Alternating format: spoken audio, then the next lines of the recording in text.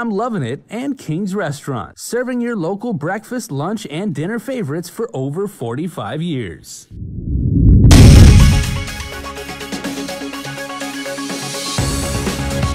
Ahead on Primetime, the House passes the $1.9 billion American Rescue Plan.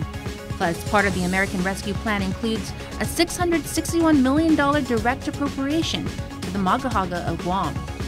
And prepping for the reopening of tourism, the Guam Visitors Bureau and the Guam Hotel Restaurant Association conduct a survey among the business sectors in their industry. Afternoon, good evening. I'm Peter Santos. On this big day for President Biden, he announces a major deal to get 100 million more doses of the COVID-19 vaccine just after the House gave final passage to his nearly $2 trillion COVID relief package. The bill was approved largely along party lines, though one Democrat, Maine's Jared Golden, joined the Republicans in voting against the measure. Skylar Henry is on Capitol Hill with more. The motion is adopted. The Democrat-controlled House has handed President Biden his first legislative win, passing the $1.9 trillion American Rescue Plan. This day, we celebrate because we are honoring a promise made by our president. The bill extends the $300 a week unemployment benefits. It also includes a tax credit of up to $3,600 per child. Direct stimulus checks could go out by the end of the month. $1,400 for individuals making under $75,000 and $2,800 for couples making under $150,000 a year. You took the opportunity to put forth an agenda, and you didn't include bipartisan support. The White House press secretary says President Biden plans on signing the legislation on Friday. In the coming weeks, the president and members of his administration are also expected to travel the country to bring attention to the bill's components. Everything in the American Rescue Plan addresses a real need, including investments to fund our entire vaccination effort. Wednesday afternoon, President Biden hosted the CEOs of Johnson & Johnson and Merck to announce a deal to purchase 100 million more doses of COVID-19 vaccine. We need to match the miracle of science and the skill of manufacturing with the massive logistical undertaking of vaccinating over 300 million Americans. Earlier this month, the two rival pharmaceutical companies agreed to partner to boost production of Johnson & Johnson's single-dose coronavirus vaccine. Skylar Henry reporting for KUAM News. And make sure to tune in tomorrow as President Biden addresses the nation live beginning at 11 a.m. on KUAM, TV 11 and TV 8. One of the key provisions for Guam in President Biden's American Rescue Plan bill is a $661 million direct appropriation to Governor Lou Leon Guerrero. She has complete discretionary authority over the money, and inquiring minds at the legislature want to know exactly how she plans to spend it. Nestor Lecanto has more. To add some context, that $661 million is equal to about 70% of projected fiscal year 2022 general fund revenues, a huge windfall that the governor seemingly downplayed in an interview on KUAM's The Link. It is really a interim, a bridge, till we get ourselves back on our feet, because this is not a sustainable way to run our government. The governor says while some of the money will go toward kickstarting tourism and economic diversification, such as aquaculture, much of it will also be needed to cover government operations. What that means is that an agency who hasn't been fully funded because of the revenue shortfall, they need to let me know how much is that so we can help provide that funding source so they can deliver a complete and comprehensive service to our people. The governor says they're working off a spending template similar to the one used for the CARES Act, but the governor's CARES Act direct appropriation of $118 million is less than 20% of what she'll be getting from the American Rescue Plan.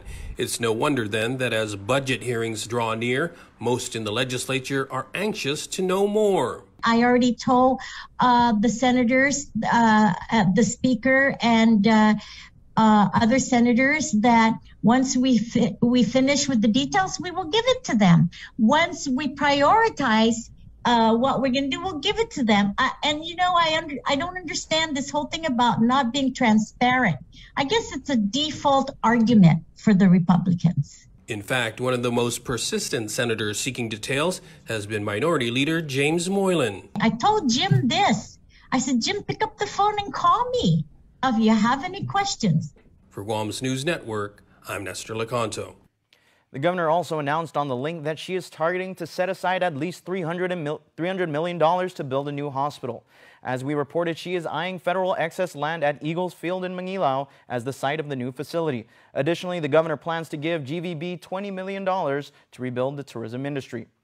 With President Biden expected to sign the latest federal relief package, Revenue Tax Director Daphne Shimizu tells KUAM her department is already looking at paying out the next round of EIP stimulus checks. Shimizu on the link this morning detailed her discussions with her IRS counterparts relative to the latest round of stimulus checks, which will be $1,400 each for eligible recipients and their dependents. Shimizu said there will be a positive change when it comes to which of your dependents will be eligible. The versions we've been looking at, it appears that dependents will be covered as long as they're eligible dependents, whether they're adult dependents or child dependents. So I know that that is good news. The thresholds, though, I think may be a little bit different. So where we before saw the thresholds, or we saw the phase out of the EIP happen, I think in EIP 1 it was in the first single filers, it was right below 100,000. For joint filers, it was right below 200,000. And then for EIP 2, I think for single filers, it was about 87,000 or around that amount. I think we're seeing lower phase outs in this particular version. But again, we still have to review and make sure that we understand it. It looks like it's going to be primarily based on 2019 returns. So we'll look at 2019. However, if you have a validly filed and processed 2020, I think that then we'll end up using 2020. According to Shimizu, the Fed relief measure will also include funds to cover the, quote, administrative costs DRT incurs for standing up EIP3 payment programs. To the island's Catholic faithful, Archbishop Michael Burns says if you have the ability to choose, don't go with a Johnson & Johnson vaccine. The moral acceptability of the vaccine was the focus of a pastoral message released by the Archdiocese on Wednesday. At the issue is the use of abortion-derived cell lines in the development, test, and production of the Johnson & Johnson vaccine. The Catholic Church has determined that the Moderna and Pfizer vaccines are morally acceptable because fetal tissue from aborted babies were not used in their production. However, they did find a remote connection in that it was used in testing. The Archbishop, who has been vaccinated, is urging the government and medical officials to continue to provide morally acceptable vaccines such as Pfizer and Moderna to our community because of the large population of Catholics in Guam.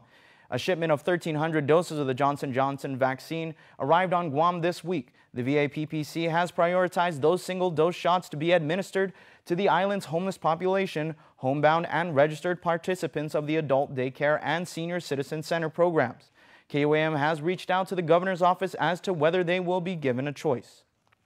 Yesterday, it was the Senate Armed Services Committee. Today, the House Armed Services Committee, as Guam once again takes center stage about its key role in deterring threats against China to the United States. My number one priority, which is a defensive system at Guam. U.S. Indo-Pacific Command Chief Admiral Philip Davidson once again testifying before members of Congress about the key role Guam plays in the Pacific Deterrence Initiative. The PDI calls for an Aegis Ashore system on Guam. According to Admiral Davidson, although the THAAD, or Terminal High Altitude Defense System, is based at Andersen Air Force Base, it only has a 120-degree wide look at threats in the region. It's meant to defend against a rogue shot of intermediate range from North Korea. The Aegis Ashore system, on the other hand, would provide a 360-degree shield of defense from the People's Republic of China. That comes from circumnavigations of Guam by PRC naval assets, including submarines that could shoot land attack cruise missiles, for example, as well as bomber approaches and its ability to shoot land attack cruise missiles as well. Admiral Davidson stressed to the House Armed Services Committee that Guam has capabilities already online and in development on the offensive and defensive sides. Guam is key to our approach to the Western Pacific. Not only is it U.S. territory, it's a critical sustainment, munitions, power projection platform, and repair facility for our ships forward. During the hearing, South Carolina Congressman Joe Wilson, who has visited Guam almost a handful of times as part of CODEL's and also supported Guam's fight for war claims, thanked Admiral Davidson for the recognition of Guam's importance to the defense of our country. The citizens there are such patriotic Americans and so proud to serve. They have the highest percentage of membership of the military of any state or territory of the United States. So we have a real asset there that we want to work with. So thank you for your identification of that. Governor Lulian Guerrero, who has had talks with Admiral Davidson, says from a national security perspective and for our protection, she is in favor of the PDI. Strengthening that defense, I think, is going to give us much more protection against the threats and forces of China and North Korea. And so I am supportive of that. Reporting for Guam's News Network, I'm Sabrina Salas, MATANANE. Frontliners in the fight to get Guam's economy back up and running are asked to participate in a survey being conducted by GVB and GHRA. As Sabrina Salas, MATANANE reports, efforts are underway to get them to join the vaccination. The Guam Hotel and Restaurant Association and the Guam Visitors Bureau are conducting a census of all business sectors within the tourism industry as it prepares for the reopening of tourism.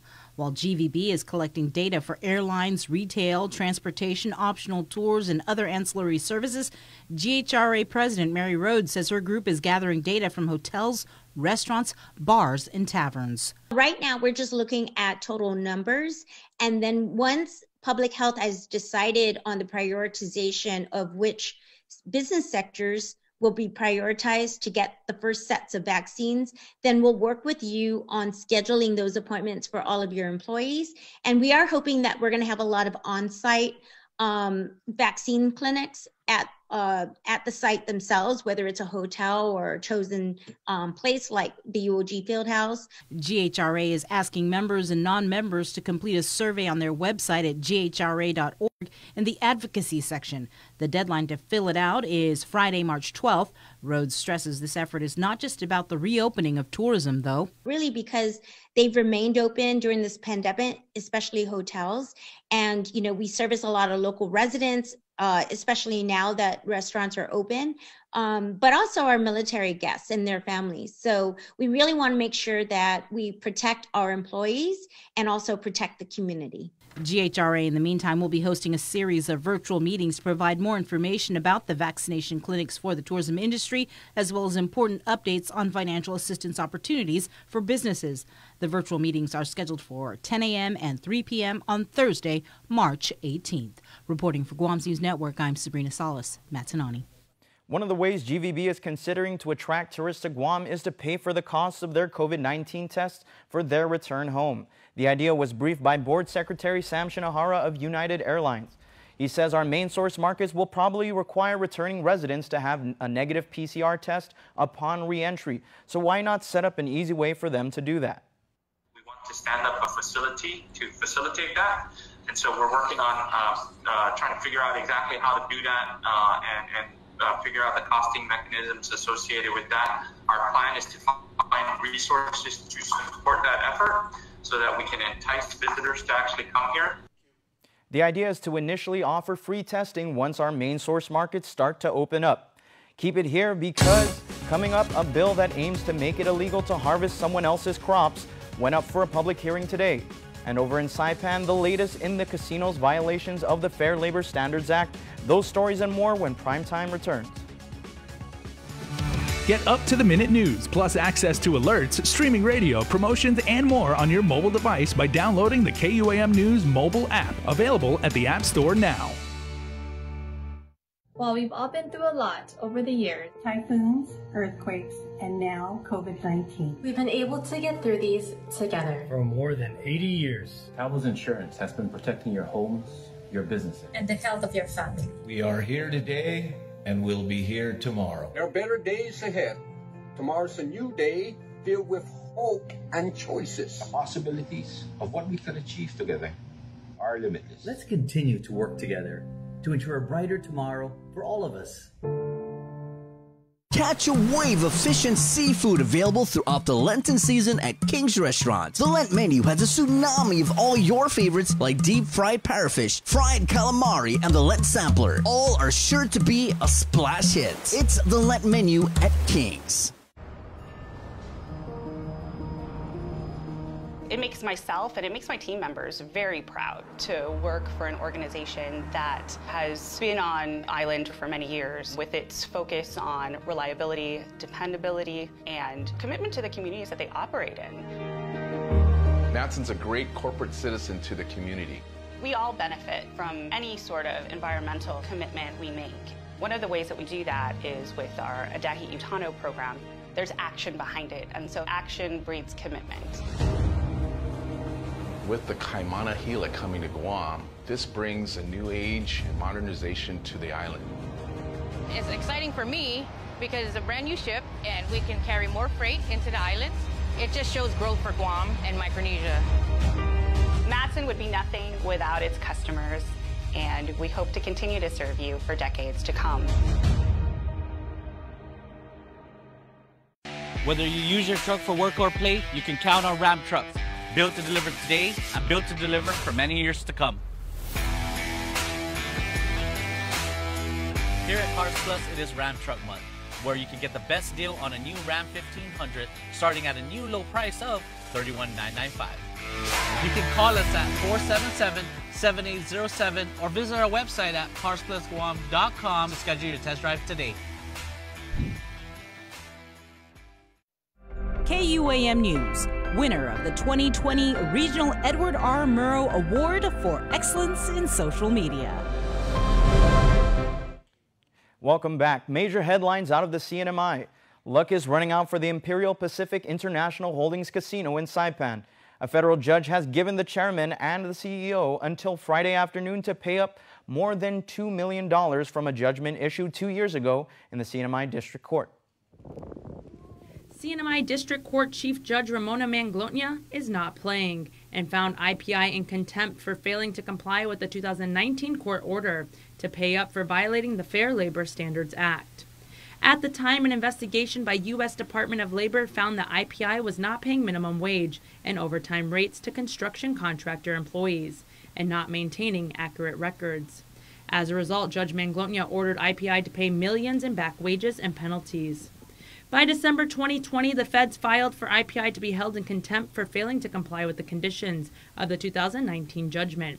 Additionally, U.S. DOL barred the company from participating in the H-2B program for 5 years. Fast forward to this year, the Saipan Casino continues noncompliance, and as a result, Judge Manglotna is giving Chinese billionaire and IPI chairperson and executive director Su Li-chia until 1:30 tomorrow to pay $1.1 million in back wages under the 2019 consent judgment.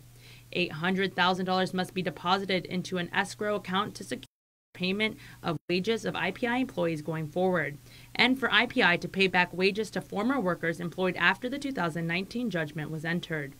If the company fails to make payment, the company will go into receivership. Attorney Joyce Tang with the Civil and Tang law firm has been named as the federal equity receiver. She will have the power to possess and liquidate the company's assets. Attorney Tang will receive a compensation of $350 per hour from the defendants. The contempt order isn't the Saipan Casino's only debt. Court documents state a notice of tax lien by the CNMI Department of Defense indicates the company owes about $10 million in taxes.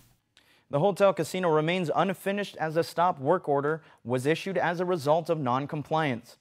Federal drug defendant Havna Damai admitted to using meth, marijuana, and failing to report for drug testing while on pretrial release. This morning, she appeared in Magistrate Judge Michael Bordalio's courtroom to answer to the series of violations against her. The court ordered Damai to attend drug treatment as a condition of her release. A federal indictment charged her for conspiracy to distribute meth, possession with intent to distribute meth, and a notice of forfeiture in the amount of over $32,000, the amount seized from the defendant.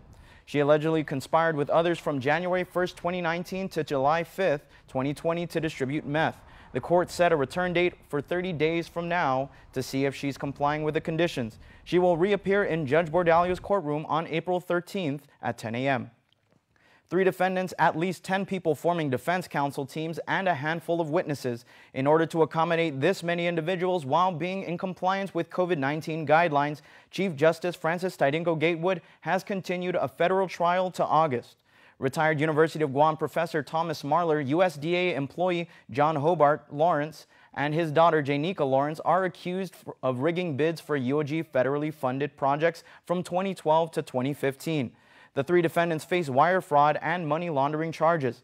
In court this afternoon, the co-defense counsels filed a joint status motion asking to continue trial because of the challenges of getting an important witness and the remaining defense counsel team here during the pandemic. As stated in court, Janika Lawrence alone will have 6 members on her defense team, and this raises another concern due to COVID-19 social distance requirements. The government understood the concerns and did not object to the motion. Additionally, the government has nearly 1,000 pages of supplemental discovery to add. The court granted the motion. The Customs and Quarantine Agency needs a few more years to build a new satellite cargo inspection station at the port. A 2018 law transferred 4 acres of dockside land to CQA for a state-of-the-art facility to help with drug and contraband interdiction. They were given a 3-year window to build it, but Chief of Customs Vincent Perez says they need a little bit more time, to the tune of 5 years. We need this extension. I don't think we're going to take the entire amount of time to build it, because we're already at the point where we've got a design. We've already met with a lot of the stakeholders. We've cleared the property to a certain extent. We've had the initial points set up. And we're at a point where we're gaining traction. CQA also sought reassurance that the land would not revert back to the court because of not meeting the original July 2021 deadline. Officials also said they're seeking new funding sources to pay for the building. The local farming industry continues to be plagued by thieves stealing crops directly from their farmland. Senators held a public hearing on a bill by Senator Clint Rigel making it illegal to harvest someone else's produce.